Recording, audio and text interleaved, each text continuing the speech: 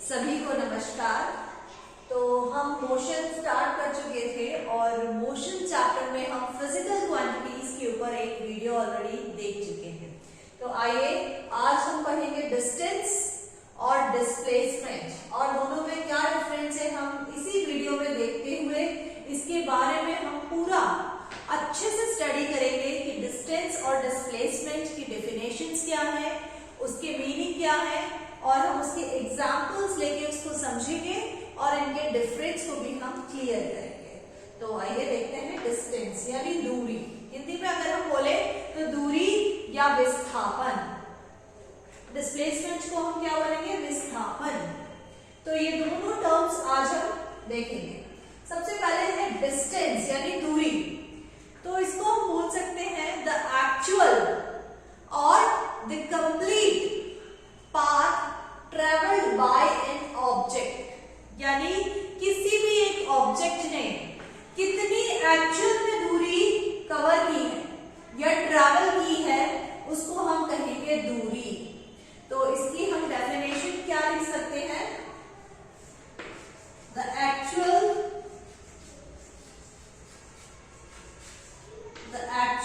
और complete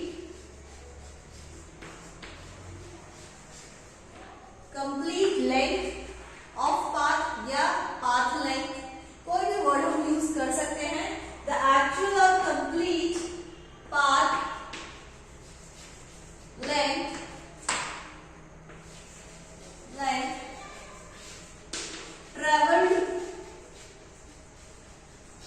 traveled by an object is known as its distance। ठीक है, तो एक ऑब्जेक्ट, कोई भी ऑब्जेक्ट या बॉडी ने कितना एक्चुअल डिस्टेंस कवर किया यानी कितना actual length of path travel किया है, इस चीज को हम बोलेंगे डिस्टेंस। अब फॉर एग्जाम्पल मैं आपको एग्जाम्पल दे रही हूं। ज्यादातर सभी जो आपको एग्जाम्पल्स दिए रहते हैं वो किस तरह के रहते हैं?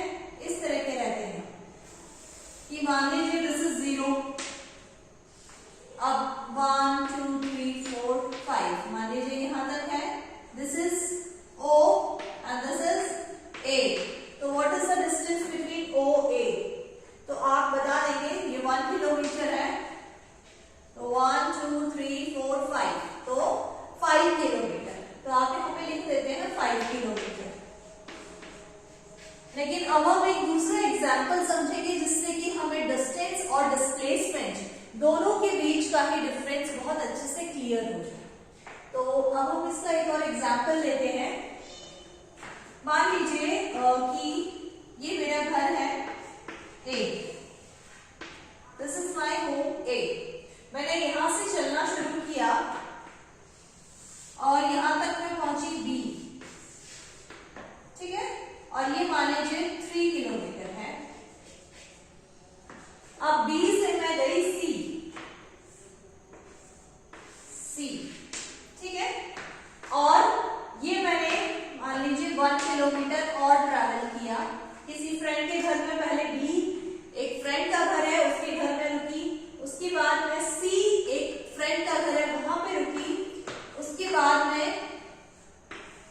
D, एक और मेरी फ्रेंड हो सकती है D, जिसके यहाँ मैं 2 किलोमीटर और ट्रैवल करके गई और लास्ट में मैं फिर से अपने घर पहुंच गई।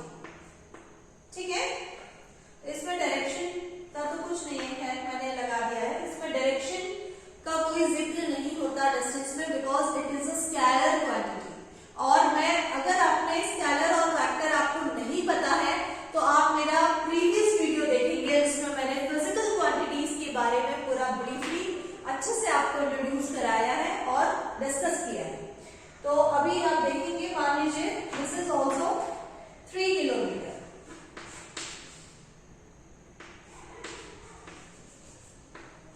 ठीक है, तो सबसे पहले ये A से B, then B to C, then C to D and D to A। ऐसे ये लोग गए हैं, A to B गया, फिर B to C and C to D and D to A।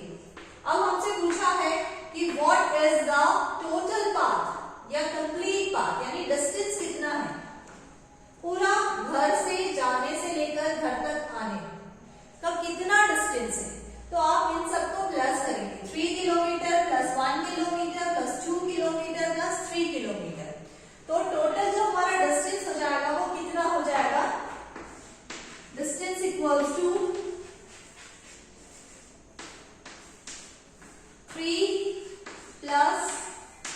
1 plus 2 plus 3 kilometre.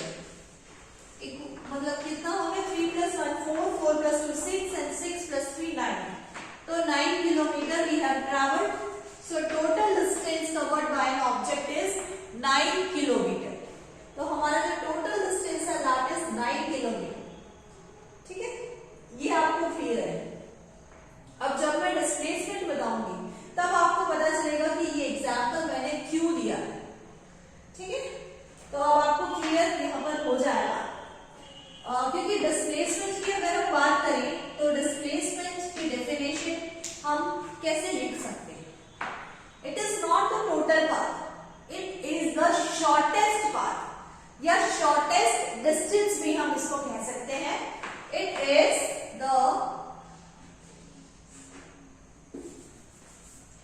the shortest distance, the shortest distance or path between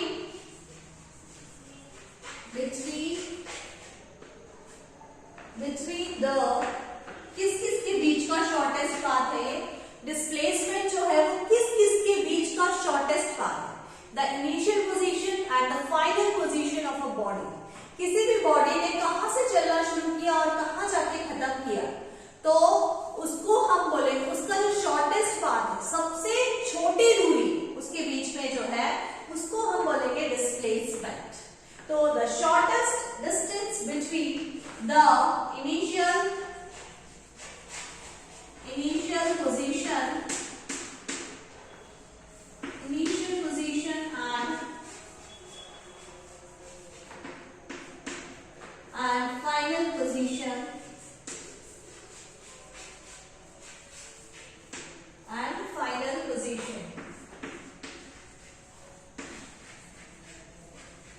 final position of a body is known as displacement। तो इसे हम कहेंगे displacement, shortest distance. ठीक है, तो अब हम इसका एक एग्जाम्पल देखते हैं। मान लीजिए इसी एग्जाम्पल को हम यहाँ पर देखते हैं, A से B, then B to C, then C to D and D to A। अब हमसे पूछा जाए कि A से कोई भी बॉडी या कोई भी ऑब्जेक्ट जो है वो दोबारा A पर ही आ गया, तो व्हाट इज द डिस्प्लेसमेंट? इसमें आप प्लस नहीं करेंगे, A से A के बीच में शॉर्टेस्ट डिस्टेंस कुछ भी नहीं होगा, यानी जीरो होगा, तो जीरो डिस्प्लेसमेंट हो जाएगा। तो इससे हमें ये भी पता चलता है कि जो डिस्टेंस है वो हमेशा पॉजिटिव एक नंबर होता है, कभी भी जीरो नहीं हो सकता। It can never be zero, never be negative, but the displacement can be positive, negative और जीरो। तीनों ही हो सकते हैं, नेगेटिव भी हो सकता है, पॉजिटिव भी हो सकता है और जीरो भी हो सकता है। तो यही अभी हम समझेंगे कि कैसे हो सकता है। तो जीरो अब आप समझ चुके हैं। मान लीजिए अगर सर्कुलर पाथ में भी कोई ऑब्जेक्ट अगर आया होता, मान लीजिए यहाँ से A से लेकर दोबारा से A पर भी आ गया होता, तब भी इसका जो शॉर्टेस्ट डिस्टेंस है वो क्या हो जाएगा? जीरो। तो इसमें हमारा जो डिस्प्लेसमेंट है वो जीरो हो जाएगा। कितना हो जाएगा डिस्प्लेसमेंट? जीरो। ठीक है, डिस्प्लेसमेंट जो है हमारा वो जीरो हो जाएगा यहाँ पर। अगर हम बात करें, मान लीजिए A पॉइंट है, ठीक है, अब यहां से कोई ऑब्जेक्ट गया, मान लीजिए यहां से B पर गया, this is B point and the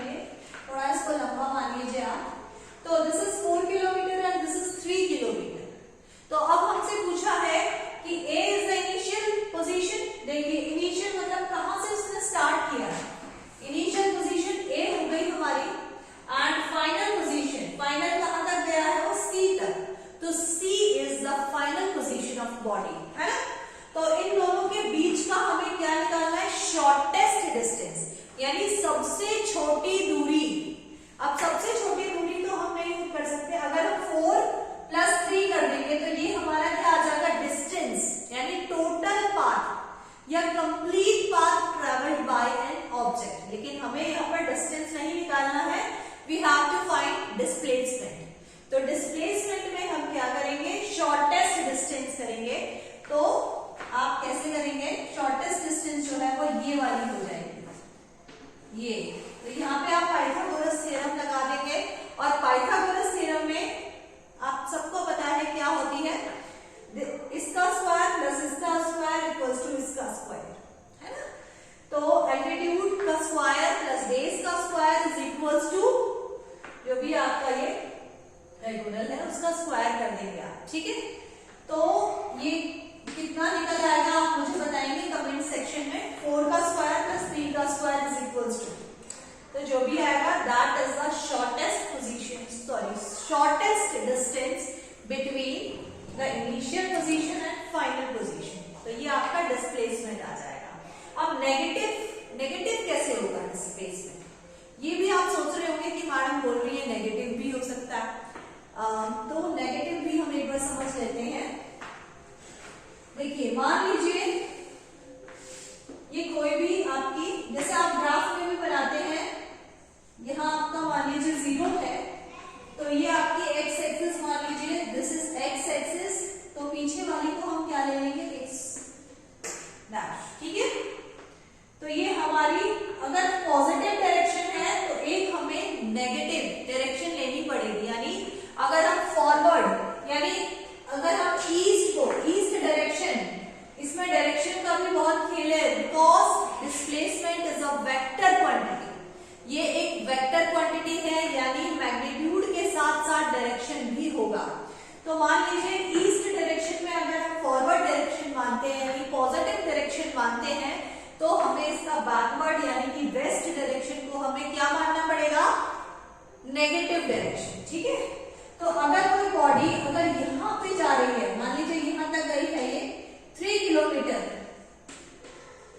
तो डिस्प्लेसमेंट हमारा 3 किलोमीटर हो जाएगा। लेकिन अगर ये पीछे 3 आई है तो ये -3 किलोमीटर हो जाएगा हमारा, -3 किलोमीटर। ऐसे ही आप ऊपर भी देखेंगे, अगर नॉर्थ को आप पॉजिटिव डायरेक्शन मान रहे हैं यानी वाई, और नीचे अगर हम इसको नेगेटिव डायरेक्शन मान रहे हैं, तो यहाँ पे भी सेम आप ऐसे ही करेंगे। जो अपवर्ड डायरेक्शन यानी नॉर्थ डायरेक्शन में जाएगा उसको आप पॉजिटिव लेंगे, और नीचे वाले को आप नेगेटिव लेंगे। तो अब आप समझ चुके हैं। फर्स्ट में तो हम इसकी डेफिनेशन लिखेंगे, अगर हमसे डिफरेंस पूछा जाता है या सिर्फ हमें डिस्टेंस या डिस्प्लेसमेंट पूछा जाता है तब भी हम ऐसे लिखेंगे। सेकेंड पॉइंट हम क्या लिख सकते हैं, इट इज, सेकेंड पॉइंट हम लिखेंगे यहाँ पर, it is a scalar quantity, it is a scalar quantity, scalar quantity. And यहां पे हम सेकेंड पॉइंट क्या लिखेंगे, it is a vector quantity, it is a vector quantity. Okay, now next point हम लिखेंगे, नेक्स्ट पॉइंट हम क्या लिख सकते हैं, third point is, third point हम इसमें लिख सकते हैं, it is always, it is always be a positive value, it is always be positive, मतलब distance is always measured in a positive value, but it can be positive, 0, positive, 0 and negative, और negative भी हो सकता है and negative also।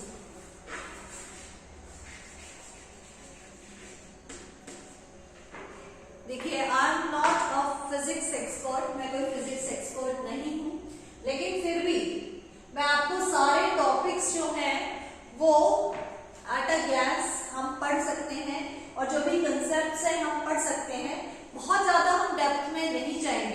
लेकिन हर एक term को हम कवर करते हुए चलेंगे ताकि एटलीस्ट हम साइंस भी बहुत अच्छे से एग्जाम पेपर में सॉल्व कर पाए, ठीक है।